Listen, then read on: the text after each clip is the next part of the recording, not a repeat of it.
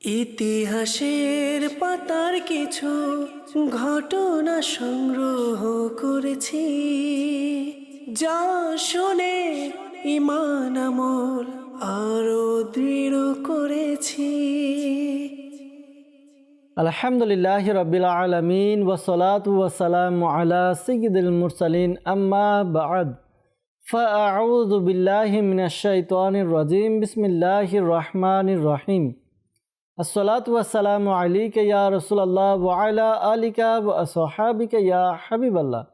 আসসালাতু ওয়াসসালামু আলাইকা ইয়া নবিয়াল্লাহ ওয়া আলা আলিকা ওয়া আসহাবিকা ইয়া নূরাল্লাহ। প্রিয় ইসলামী ভাইরা এবং মাদানী চ্যানেলের দর্শকবৃন্দ, উপস্থিত হয়েছি মাদানী চ্যানেল বাংলার ধারাবাহিক অনুষ্ঠান আদব সম্পন্ন ব্যক্তি এই অনুষ্ঠান নিয়ে। দর্শকবৃন্দ, আপনারা যারা আমাদেরকে দেখছেন বা শুনছেন, আপনাদের সকলকে জানাই আন্তরিক শুভেচ্ছা এবং অভিনন্দন। আপনারা অবগত আছেন, এই অনুষ্ঠানে আমরা চেষ্টা করি প্রতিটি পর্বেই একটি বিষয় নিয়ে আলোচনা করার জন্য। আর এই বিষয় ভিত্তিক আমরা যে আলোচনা করে থাকি তা সাধারণত আদব সম্পর্কিত হয়ে থাকে। একজন ব্যক্তিকে পরিপূর্ণতা লাভ করার জন্য, একজন ব্যক্তি সমাজের মধ্যে উত্তম ব্যক্তি হিসেবে জীবনযাপন করার জন্য যে সকল গুণাবলী থাকা দরকার, সেই গুণাবলী নিয়ে আমরা আলোচনা করার চেষ্টা করি। যেমন আমরা আমাদের জীবন চলাফেরা করার জন্য আমাদের জীবনের যে বৈশিষ্ট্যগুলো রয়েছে, এই বৈশিষ্ট্যগুলো কিভাবে আমরা নিজেদের জীবনে সাজাবো, সেই বৈশিষ্ট্যগুলো নিয়ে আলোচনা করা হয়। আর আমরা চেষ্টা করি বিস্তারিতভাবে আলোচনা করার জন্য, কিছু মাদানী ফুল আপনাদের কাছে পৌঁছানোর জন্য। আর মোবাইল লিগে দাওয়াত ইসলামী নুরুল আমিন আত্তারি আমাদের সাথে প্রতিটি পর্বে অংশগ্রহণ করেন, গুরুত্বপূর্ণ মাদানী ফুল প্রদান করেন। আমরা এ থেকে অনেক কিছু শিখতে পারি। আজকে ইনশাআল্লাহ তাআলা নুরুল আমিন ভাই থেকে গুরুত্বপূর্ণ মাদানী ফুল শুনবো। আসুন আমরা শুরুতেই প্রিয় নবী রাসূল করিম রউফুর রহিম সাল্লাল্লাহু আলাইহি ওয়াসাল্লামের উপর দুরূদে পাক পাঠ করা ফজিলত সম্বলিত একটি হাদিস শ্রবণ করে নিই। রাহমাতুল্লিল আলামিন শফিল মুজনিবিন সাল্লাল্লাহু তাআলা আলাইহি ওয়াসাল্লাম ইরশাদ ফরমান, যে ব্যক্তি আমার উপর সকালে 10 বার, সন্ধ্যায় 10 বার দুরূদে পাক পাঠ করবে, কিয়ামতের দিন আমি তার সুপারিশ করব। সুবহানাল্লাহ। কোন ব্যক্তি এমন আছে যে নবী পাক সাল্লাল্লাহু আলাইহি ইসলামের সুপারিশ চায় না? প্রত্যেকে চায় যে কিয়ামতের দিন যে ভয়াবহ দিন হবে, সেখানে আপনার সূর্য এত নিকটে থাকবে আর জমিন হবে তামার। এই পেরেশানির দিন, এই কঠিন দিনে সবাই চাইবে নাজাত, মুক্তি পাওয়ার জন্য। আর মুক্তি পাবে তখনই যখন নবী পাক সাল্লাল্লাহু আলাইহি ওয়াসাল্লাম শাফাআত করা শুরু করবেন। আর প্রত্যেকে চায় যে নবী পাক সাল্লাল্লাহু আলাইহি ওয়াসাল্লাম তার শাফাআত করুক। তো এজন্য কি করতে হবে? একটি উত্তম পন্থা দরুদে পাক পাঠ করা। সকালে 10 বার, সন্ধ্যায় 10 বার যদি আমরা দরুদে পাক পাঠ করতে পারি, ইনশাআল্লাহ তাআলা নবী পাক সাল্লাল্লাহু আলাইহি ওয়াসাল্লামের শাফাআত আমাদের নসিব হবে। তো নিয়ত করে নিই, ইনশাআল্লাহ তাআলা অধিক হারে দরুদে পাক পাঠ করব, নবী পাক সাল্লাল্লাহু আলাইহি ওয়াসাল্লামের শাফাআত ইনশাআল্লাহ তাআলা অর্জন করব। সাল্লু আলাল হাবিব সাল্লাল্লাহু তাআলা আলা মুহাম্মদ সাল্লাল্লাহু তাআলা আলাইহি ওয়াসাল্লাম। দর্শকবৃন্দ, হাদিসে মুবারাকার মধ্যে রয়েছে ইন্নামাল আমালু বিন্নিয়াত, অর্থাৎ মুসলমানের আমল তার নিয়তের উপর নির্ভরশীল। যে যেমন নিয়ত করবে তার ফলও সে তেমনই পাবে।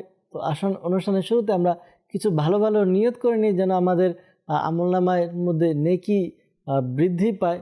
আল্লাহ এবং তার রাসূল সাল্লাল্লাহু আলাইহি ওয়াসাল্লামের সন্তুষ্টি অর্জনের জন্য, সওয়াব অর্জনের উদ্দেশ্যে শুরু থেকে শেষ পর্যন্ত অনুষ্ঠান দেখব। অনুষ্ঠানের মধ্যে যে সকল বিষয় বলা হবে মনোযোগ সহকারে শ্রবণ করব, শিক্ষণীয় বিষয় নিজে মনে রাখব, পাশাপাশি লিখে রাখবো এবং অন্যের নিকট পৌঁছে নেকি দাওয়াত প্রদান করব ইনশাআল্লাহ আজ্জা ওয়া জাল।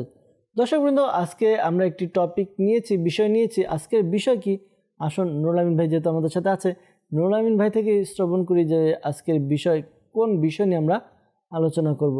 নুরুল আমিন ভাই, আপনাকে স্বাগতম জানাবো আমাদের অনুষ্ঠানে। আপনি প্রতিটি পর্বে চেষ্টা করেন আমাদেরকে সময় দেওয়ার জন্য, আর আমাদের দর্শকবৃন্দকে সুন্দর সুন্দর মাদানী ফুলও প্রদান করেন। তো আজকে কোন বিষয় নিয়ে আমরা আলোচনা করব? আজকে ইনশাআল্লাহ আমরা তাবারুকাতের আদব নিয়ে আলোচনা করব।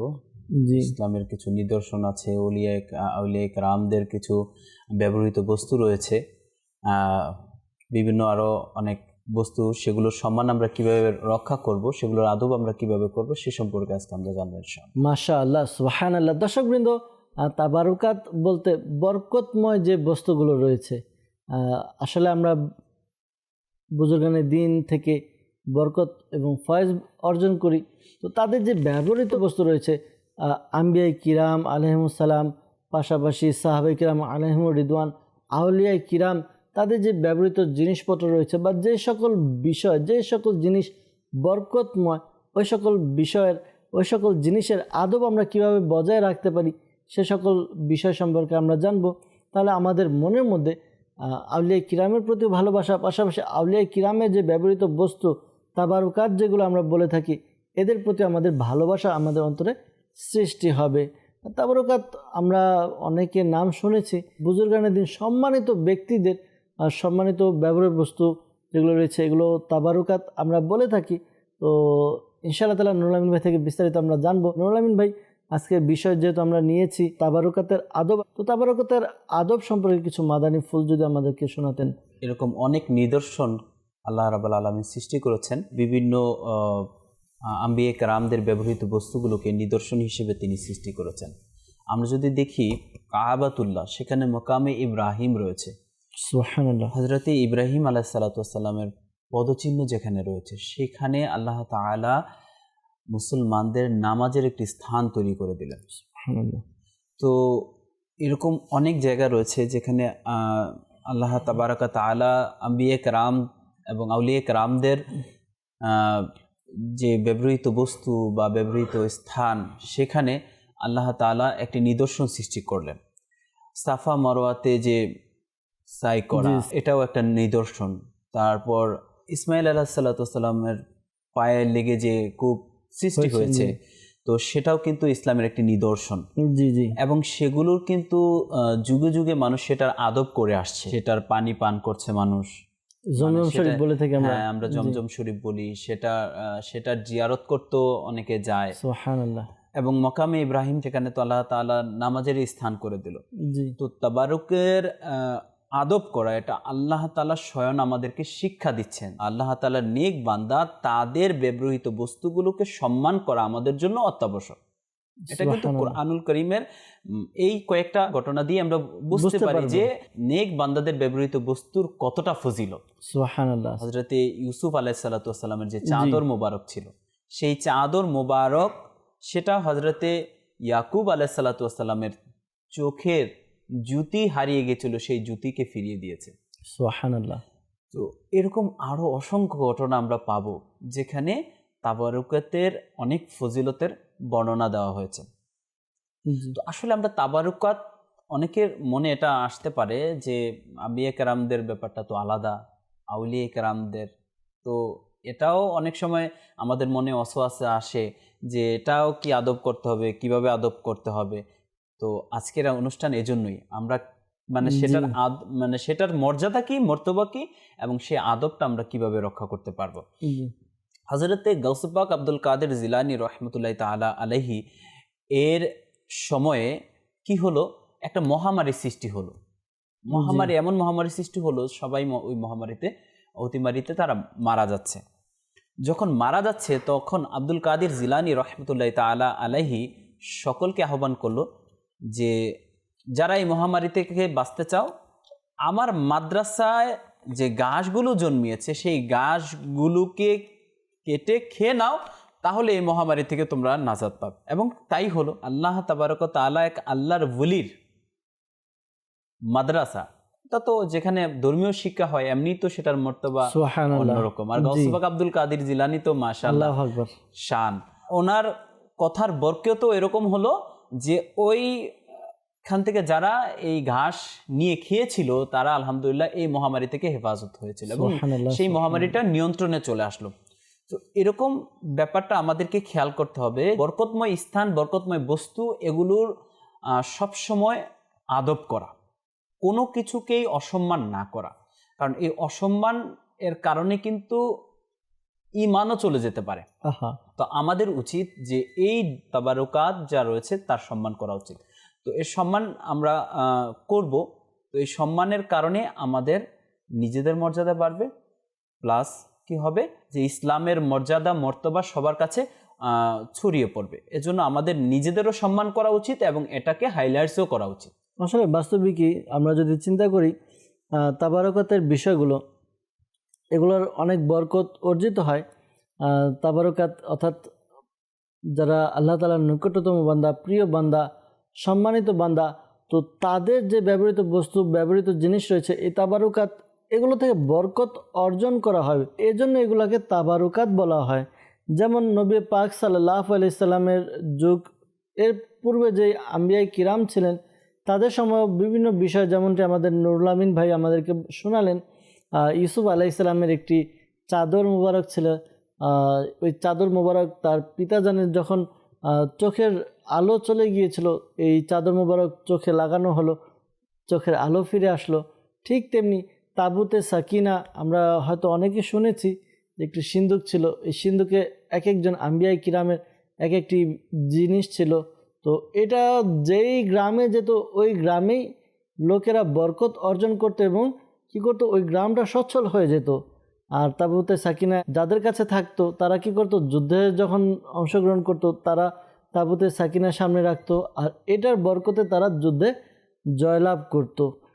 একবার এমন হলো যে তারা এক গ্রামের লোক এটাকে অসম্মান করা শুরু করলো, আর তখন থেকে তাদের ধ্বংস হওয়া শুরু হলো। তো এটা আসলে বলার উদ্দেশ্য এটা যে তাবারকাত থেকে বরকত অর্জন করা হয়, আর তাবারকাত যখন এর সম্মান করা না হয় উল্টা এর ক্ষতি হয়। যেমনটি মনে করেন বুজুর্গানের দিন এগুলোর কিভাবে আদব রক্ষা করেছেন সাহাবায়ে কিরামের যুগে, সাহাবায়ে কিরাম আলাইহিমুর রিদওয়ান, তারা এই তাবারকাত অর্জন এভাবে করেছেন যে নবী পাক সাল্লাল্লাহু আলাইহি সাল্লাম, এই ঘটনা আমরা অনেকেই শুনেছি যে নবী পাক সাল্লাল্লাহু আলাইহি সাল্লাম যখন ওযু করতেন, ওযুর যে পানি একটি ফোঁটাও মাটিতে পড়তো না। কেন পড়তো না? সাহাবায়ে কিরাম নিচে হাত পেতে রাখতেন, যখনই নবী পাক সাল্লাল্লাহু আলাইহি সাল্লামের এই পানি মোবারক নিচে পড়বে এক একজন নিয়ে তারা শিফা অর্জনের জন্য ভালো ভালো নিয়তে নিজেদের শরীরে চেহারায় মেখে নিতেন। নবী পাক সাল্লাল্লাহু আলাইহি সাল্লাম যখন চুল মোবারক কাটতেন তখন এই চুল মোবারক সাহাবায়ে কিরাম এগুলো ভাগ করে নিতেন, এ থেকে তারা বরকত অর্জন করতেন। এক সাহাবী রাদিয়াল্লাহু তাআলা আনহু তিনি কি করেছেন, তার কাছে 3টি আপনার মই মোবারক ছিল। তো তিনি যখন ইন্তেকাল করলেন তার সম্পদ বন্টন করা হলো। তো তার 2 ছেলে ছিল, তো 2 ছেলে কি করবে, নিজেদের মধ্যে ওই মই মোবারক বন্টন করবে। সম্পদ তো বন্টন হয়ে গেল। এখন এক ভাই যে এর ফজিলত জানতো না, সে কি করলো যে ঠিক আছে, একটা আমার একটা তোমার, আরেকটা আছে, এটা কি করব, আধা কেটে তুমি অর্ধেক নেবে আমি অর্ধেক, বরাবর হিসাব। তো যে ভাই এই তাবারকাতের মর্যাদা বুঝতো সে বলতো যে ভাই এটা কাটিও না, তুমি আমার সকল সম্পত্তি নিয়ে যাও, কিন্তু এটাকে কাটিও না, এটা যেভাবে আছে সেভাবে থাকো। অর্থাৎ কেমন সম্মান করতেন। আর এই মই মুবারক এক সাহাবী রাদিয়াল্লাহু তাআলা আনহু তিনি তার পাগড়ির মধ্যে রাখতেন।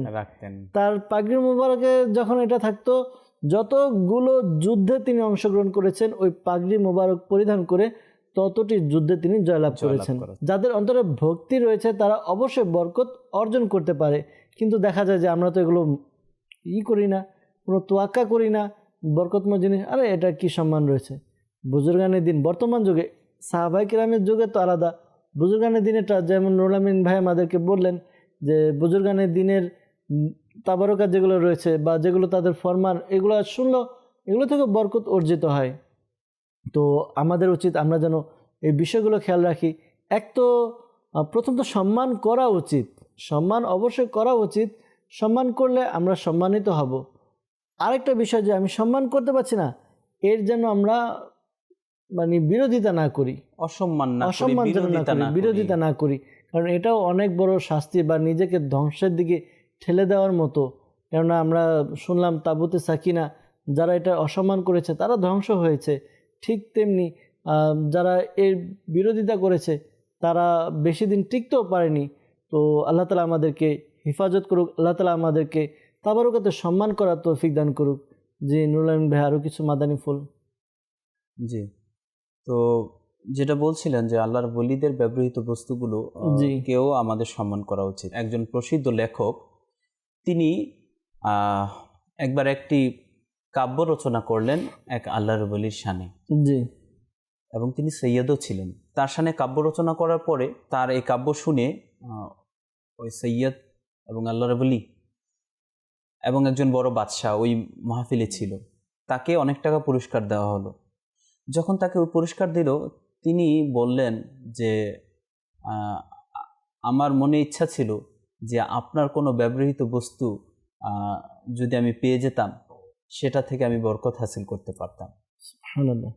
তো তিনি তার চাদর এবং জামা তাকে দিলেন এবং বললেন যে এটাকে সবসময় সঙ্গে রেখো, এটা তোমাকে বিপদ আপদ থেকে রক্ষা করবে। সে ওই সময় থেকে সবসময় সে তার সাথেই রাখতো ওই চাদর এবং জামা। একবার এমন হলো যে ডাকাতের দল, যারা ডাকাতের দল, সেই ডাকাতের দল তাদের ওই কাফেলা আক্রমণ করলো। সে যে কাফেলা যাচ্ছিল, তো তাদের থেকে সকল কিছু মানে লুটে নিয়ে গেল, ডাকাতি করে নিয়ে গেল। সাথে ওই জামা এবং ছিল, চাদরও ছিল।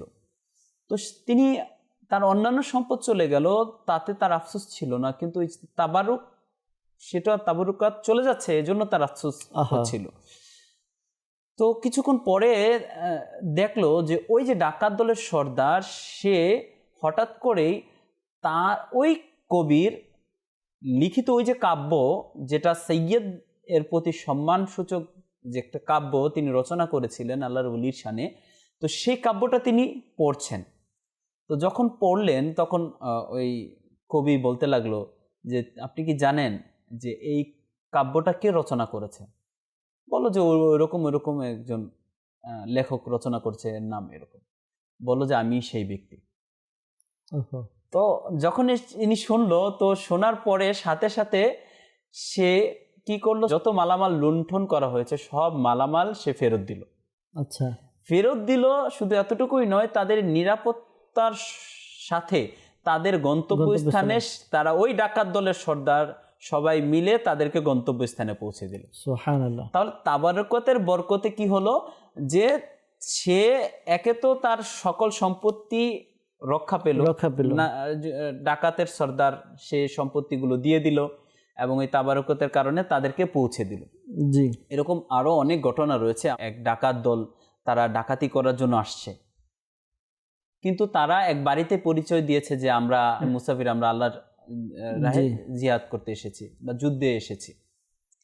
তো সে মনে করলো যে আচ্ছা, আপনারা আল্লাহর রাস্তায় এসেছেন, তাহলে চলুন আমার বাড়িতে আপনারা আশ্রয় নিন। তো তাদেরকে আপ্যায়ন করলো, থাকতে জায়গা দিল। রাত্রে তারা চলে যেত, দিনে এসে থাকতো, অবস্থান করত। একদিন আপ্যায়ন করলো, তখন দেখলো যে তার একটা মাজুর ছেলে ছিল, প্রতিবন্ধী একটি মানে সন্তান ছিল। তার ওই প্রতিবন্ধী শিশুটি এখন চলাফেরা করছে। আচ্ছা, জিজ্ঞাসা করলো যে এই সন্তানটা সে না, যে আমরা দেখলাম যে কালকে সে তো মাজুর ছিল, আজকে সে কিভাবে চলাফেরা করছে? বললো যে এটা আপনাদেরই বরকত, আল্লাহর মুসাফির, আপনাদের বরকতে আমার সন্তান আজকে কি চলাফেরা করছে। বললো এটা কিভাবে? বললো যে আপনাদের খাবারে যে উচ্ছিষ্ট রয়েছিল, সেই উচ্ছিষ্ট খাবারটা আমি আমার সন্তানকে খাইয়ে দিয়েছি, আলহামদুলিল্লাহ, তার বরকতে আমার সন্তান আজকে চলাফেরা করছে। আল্লাহ আল্লাহ আল্লাহ। আসলে বাস্তবিক দর্শকবৃন্দ, আমরা যদি একটু চিন্তা করি তাহলে বুঝতে পারবো এমন অনেক ঘটনা আমরা শুনেছি। বিশেষ করে কিতাবে পাওয়া যায়, এক বুজুর্গ রহমতুল্লাহ তাআলাই তার এক ব্যবহার, অর্থাৎ তার চুষা এক হাড় এক লোকের কাছে ছিল। তো ওই এলাকার মধ্যে যে যদি কেউ অসুস্থ হতো, সে কী করতো, ওই হাড়টা ওই এক গ্লাস পানি নিয়ে চুবিয়ে এরপর পানি দিয়ে দিত, আর ওই পানি পান করে তার সমস্যার সমাধান হয়ে যেত। এরকম আলহামদুলিল্লাহ বুজুর্গানের দিন যারা রয়েছে, যারা হকানি আলিম দিন আল্লাহর ওলি রয়েছে, নেককার বান্দা, তাদের যে এই ব্যবহৃত বস্তুগুলা, এগুলো মানুষের জন্য বরকতময়। আসলে বলতে গেলে ঘটনা অনেকগুলো রয়েছে, অনেক ঘটনা রয়েছে। কোরআনে কারিমের মধ্যে বিভিন্নভাবে আমাদেরকে বিভিন্ন ঘটনা আমাদেরকে জানানো হয়েছে। মূল কথা আমাদেরকে আমল করতে হবে। আমল কি? যেগুলো তাবারকাত রয়েছে, এই বিষয়গুলোর সম্মান আমাদেরকে দেখাতে হবে, এগুলোর প্রতি আদব প্রদর্শন করতে হবে। যখন আমরা এগুলোর প্রতি আদব প্রদর্শন করব, এগুলোর সম্মান দেখাবো, তখন আমরা এর থেকে বরকত অর্জন করতে পারবো।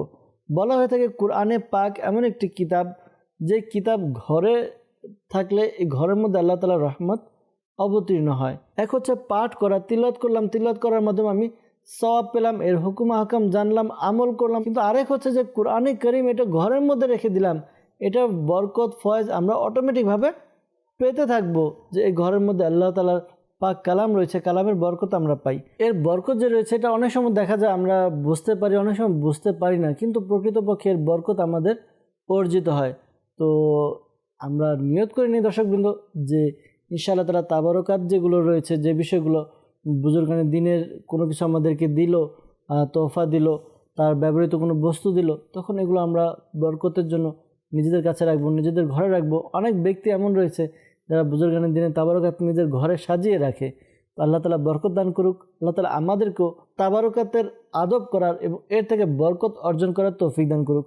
ইনশাআল্লাহ তাআলা আবারও উপস্থিত হব আরেকটি পর্ব নিয়ে, আরেকটি বিষয় নিয়ে। আর দর্শকবৃন্দ, যেহেতু সময় শেষের দিকে, বিদায় নিব আজকের পর্ব থেকে। ইনশাআল্লাহ তাআলা ভালো থাকবেন, সুস্থ থাকবেন, মাদানী চ্যানেলের সঙ্গে থাকবেন। সাল্লু আলাল হাবিব সাল্লাল্লাহু তাআলা আলা মুহাম্মদ সাল্লাল্লাহু আলাইহি ওয়াসাল্লাম।